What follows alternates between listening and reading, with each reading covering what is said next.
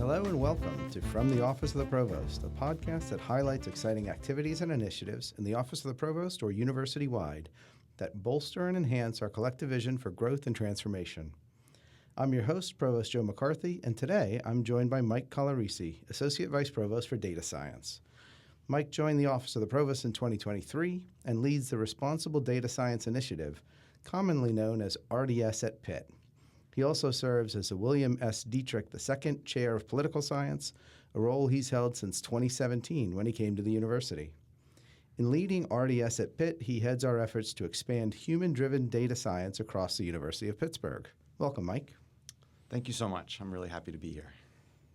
So, Mike, as you know, RDS at Pitt was created to accelerate, expand, and deepen the practice of responsible, human-driven, interdisciplinary data science across the university and the Pittsburgh community at large. Could you tell us a bit more about the goals of this initiative? Absolutely. It's been such an honor to help lead this initiative, and we really do have a lot of momentum going on from the Data Science Task Force and other initiatives that predated me, so the Year of Data and Society and other parts. So the first thing we wanted to do was make sure people understood what is responsible data science and why is Pitt a special place for this to lead both in the country, the region, and the world. And so in particular, we focus on the alignment of the planning, the development, the application and improvement of database and computational tools with the values of communities and organizations. But all of that is in the service of empowering positive decisions and mitigating harms. So we absolutely focus on applications. Our heads aren't in the clouds. Responsible data science is about people. It's about applications. It's about decisions. And the data and modeling is all part of that. And it's really our goal is to share that with everybody and make sure that people at Pitt understand that this is something like we're great at and society needs from us, that we absolutely have to organize in interdisciplinary ways to deliver on this promise. That means knitting together our expertise across the university. We have great disciplines, but we also have great interdisciplinary collaborations that RDS at Pitt helps elevate and bring to the next level. But then we also have external partnerships, and that's another dimension of interdisciplinarity that's very important to responsible data science, is that we're taking into account what our students' future employers need, what society needs, what people are going to need for citizenship in the future, and we're listening all the time to how technology is changing, how needs are changing. And so we have this shared understanding that we're trying to grow and build, this interdisciplinary innovation and collaboration that we're driving, and we're enhancing student success throughout this.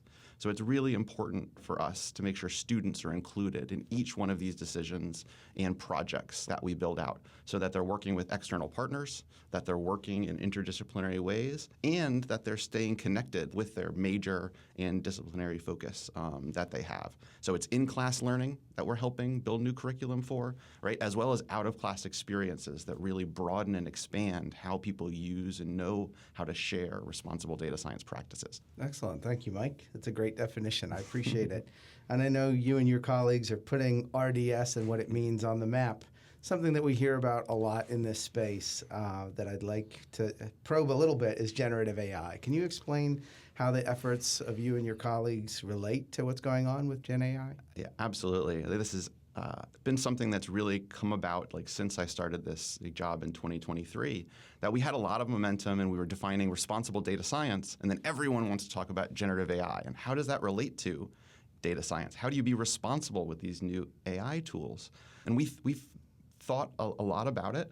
And one of the conclusions we came to is we're just incredibly well situated to help lead in this space because responsible data science is part of dealing with the anxiety of generative AI and AI tools, that we're very comfortable.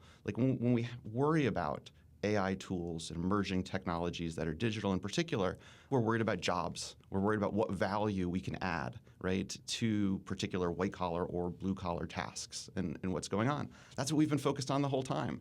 The human side of better decisions and how people can work with technology to do better than people could do alone, right? Or the technology can do, sort of naively running on its own. And so it's always about the value add, right, between those things. Now, there is some thought leadership we've done in this space, and there are a couple messages I really want to sort of get through. Number one is AI literacy is not going to be enough for our students. One of the things we've been able to do is partner with industries, and happy to talk more about our external advisory board that's just been crucial for what we've been able to do. do, but what we hear from them over and over again is things are changing at a much more rapid pace. So what we need when we're hiring is we need people that can be entrepreneurs. They can be leaders on their own. And it doesn't really matter their role. Data and models, they're everywhere, right? AI models and their uses are potential everywhere. They need people that can have the agency to choose, right, over different tools and their uses and their applications. They need people with confidence that are willing to experiment, like with new technologies, and see what works and what doesn't responsibly. And they absolutely need to have accountability and not just say it's the algorithm's fault or the dashboard told me to do this, but learn how to build those systems and engineer them, communicate with them, bring teams together, and actually field new stakeholder groups, right, that can help us do better with these tools and technologies. So we call this digital leadership. That's what we're going for. That's what we're organizing in kind of the AI and education space around responsible data science, because it's about the use of the tools, the alignment of these tools to the decisions you want to make, the principles and the values. And we're uniquely positioned, I think, to do this, both at Pitt, right, and through the Office of the Provost. So as we discussed, RDS is focused on use-based, responsibly applied data science. So it's critical that we engage with industry leaders and other external stakeholders in advancing this mission. You just alluded to the advisory board. I'd like you to tell us a little bit more about them and how they're connected with the project. Absolutely. One of the first things we did as we read over the Data Science Task Force, we saw the successes that Nora Matern was able to create for the Year of Data and Society, was Pitt has this unique place of being practical. It has the unique place of having partnerships with industries, with governments, with nonprofits, both in the region, right, and more generally. And we knew we needed their expertise. We wanted to be the opposite of an ivory tower. We absolutely wanted to be a welcoming and listening place, and we wanted to serve their interests because I think that serves our students' interests. So with the help and co-leadership of Andrew Hanna, who's an adjunct faculty member in business, but also a very successful local entrepreneur. We got sort of brass tacks, like who do we partner with? Right, absolutely UPMC, but they're very generous. They're like, you need to bring Highmark along too. We need the health industry involved because our students, are getting jobs. We have research partnerships with both organizations. So we partner also with Dick's Sporting Goods, Sheetz, right, in both the operations and retail space. Data and modeling is everywhere. It's not just technology companies, and they've been amazing partners to us. FedEx, right, also is a partner on our external advisory board. First National Bank, PNC, PPG, City of Pittsburgh, and Hillman Foundation also to give us that broader perspective, right, both in sort of civic engagement on data and models, but as well in the Hillman Foundation has been crucial for us in having a sort of macro picture of the region, how they see the workforce moving forward. So we get all of these different voices, right, telling us how they see technology impacting their business needs. And we meet quarterly. They've been an incredibly active and engaged board, right? So we just have this deep alignment of interests that intersects with students. It intersects with learning. But at the base of it, right, is they see us as providing the most valuable resource that they have, right, which is the workforce of tomorrow. And it's just been a real joy to work with them on that. That's really fantastic to have that degree of collaboration, that degree of exposure, both for our faculty and our students with external stakeholders and partners. Probably should serve as a model, frankly, for a lot of what we're doing at Pitt. Could I turn the tide a little bit and ask you to focus a little bit on internal partners? What are some examples of how RDS has impacted those actually within Pitt's walls? Yeah. Another mantra for us is don't reinvent the wheel, because Pitt has so many amazing engines of innovation and training. And so we kind of operate in two modes. One is a connector. And in particular, we know the Department of Biomedical Informatics. We have an amazing Center for Computational Drug Abuse Research, right, for example. And so when they have needs, like, we work with them, like, absolutely. And in particular, for these very high-functioning, high-performing places that are absolutely doing world-class innovative work, some of the things we help them do is leverage multi-scale collaborations, where if they're doing, let's say, cellular or molecular work, right, we help them think about, like, what are the societal consequences of the drug they're discovering? Will people use it? What are their concerns going to be? What are the policy implications of getting that drug to market as quickly as possible? How do we simulate the larger macro public health effects, right, of these drugs in, like a specific community and context. And it's just been amazing working with these groups, right, to be able to do that. But computational drug abuse research in particular, we know that addiction is a very, very important problem in our region, right, and in the country. And so being able to work with people on drug discovery, with social work, right, and adoption and dealing with these problems, and people showing the value of a university and bringing these conversations to the fore and actually helping people on something that is salient and important for them. It's just amazing. And I don't know that it's possible anywhere else. I don't go to researchers at Pitt and I never hear, well, I'm just doing basic research. The payoff will be in 20 or 30 years. I don't hear that.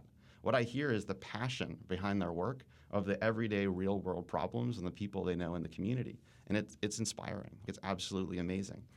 And another great set of partners is the Mascaro Center for Sustainable Innovation under the leadership of Melissa Billick and Gina Kowalczyk. They have been amazing partners on sustainability. Again, like multi-scale. They're doing material science on exactly like what type of steel, what type of concrete and infrastructure buildings should be made out of to be sustainable. But then they also think about use. They think about how people are actually going to be using infrastructure and buildings. They help inform what we do at Pitt in infrastructure, and they help inform, what industries do for their business. And we can be talking about saving millions of dollars potentially on energy use for sustainability.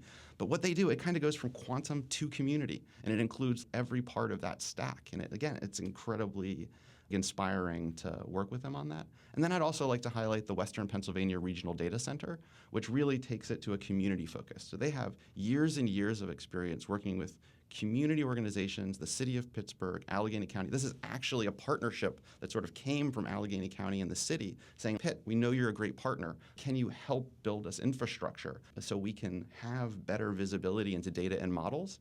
But decision makers can actually access that in context. So they were on the forefront of building interactive dashboards and visualizations that sort of showed you the data, but in context. So if you were seeking out affordable housing, right, you could not get the, just the industry real estate perspective, right? You could get like, where is the city policy on affordable housing and where is the affordable housing stock in Pittsburgh, for example, in sort of geospatial terms that let you as the user navigate in ways that empowered you that the city thought was important. Viewing traffic patterns, right, to help save lives. So working with the city, the Department of Mobility and Infrastructure, right, to say like, where are we having problems and how can we fix them, right, and do better. And they help build data and modeling tools to do that. But always they start with the stakeholders. And that's actually been a model for us across these teams, is that they start with the real world problems and then they design, discover, and engineer to help solve those problems. And that's quite frankly what we try to do now in all of our work at RDS at Pitt is take inspiration, right, from that and how we work and solve problems. So it sounds like we have no lack of really interesting interdisciplinary problems to solve. How can students get engaged in this work? I think there's a couple ways. So first, we started a RDS Scholars Program. And so this was where students from across the university applied, and we really wanted to make sure they understood that data science wasn't just technical, that this was absolutely about anyone that in their career, and that's just about everybody, is going to interact with data, models, algorithms, dashboards, and need to understand it. And so we wanted students on the ground floor of understanding frameworks for not just how to think about the ethics of data and modeling in the abstract, but practically. If we bring you a real world problem, how do you show your employer that you're analyzing things responsibly? How do you illustrate your critical thinking with and beyond data? How do you show them you've collaborated with the right stakeholders that not only knew the technical ins and outs, but also they know the people that are going to be influenced by this, positively and negatively? What have you done to mitigate risks and communicate those risks and uncertainties in downstream decisions? So this RDS Scholars Program, Nora Matern led it with Kendra Oliver and Lisa Parker. 17 students working for the last 2 semesters, presenting their work on applied problems at Data Science Day. I think almost all of them have internships that came from their work with this and other things they've been doing. And it's just been an inspiration. We're going to do that again. So look for a call for RDS at Scholars. We've also tried to empower out-of-class research opportunities for students. So we have communities of practice in sustainability, addiction, and opportunities in data science that we're working at. And so people can get in touch with us to actually help find them out-of-class research opportunities related to responsible data science. We have our own projects. So For example, we're building curriculum in responsible data science, and so we have several students that are actually working on next generation user interfaces for us on how do we teach responsible data science in the age of AI when these AI tools are changing all the time. So these students are like on the ground floor of like what sort of the next generation of technology is going to be delivering things, and they're amazing. Another set of students is actually working on, so we like to call them like crash videos, so cautionary tales of naive data analysis. So the use of AI without responsibility. So we're like sort of collating, right, these stories both from industry partners, right, and other people, and actually putting some like meat on those bones. Actually, how could we have avoided the crash? And then building curriculum around that related to the Masters of Data Science and other curriculum. So we have these needs both internally where we're partnering with students, right, on how to do this work and what's been valuable.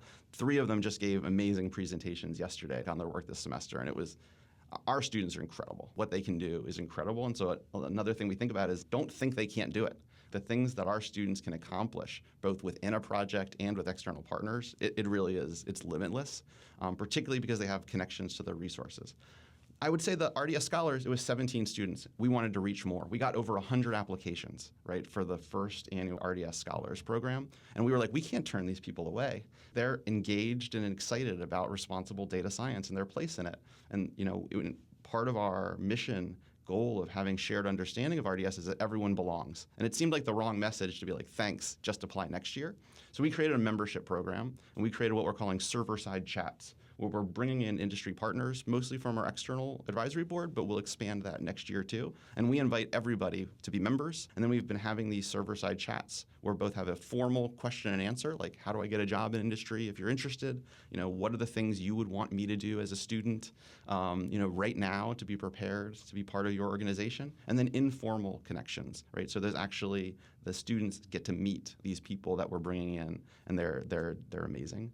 What was surprising about that also is graduate students started showing up. So even though we were targeting undergrads, there was this need in the graduate space also for this connection to responsible data science. So we're going to expand the Scholars Program to graduate students next year. With 100 applications for 17 spots, I know you don't need any free advertising, but I love to hear about our students. So can you tell me some highlights of the RDS Scholars work at Data Science Day this past March? Yeah, absolutely. You know, one of the things that has been very exciting to be part of is Data Science Day. And RDS at Scholars was this new project, but we always knew we wanted to intersect it with Data Science Day.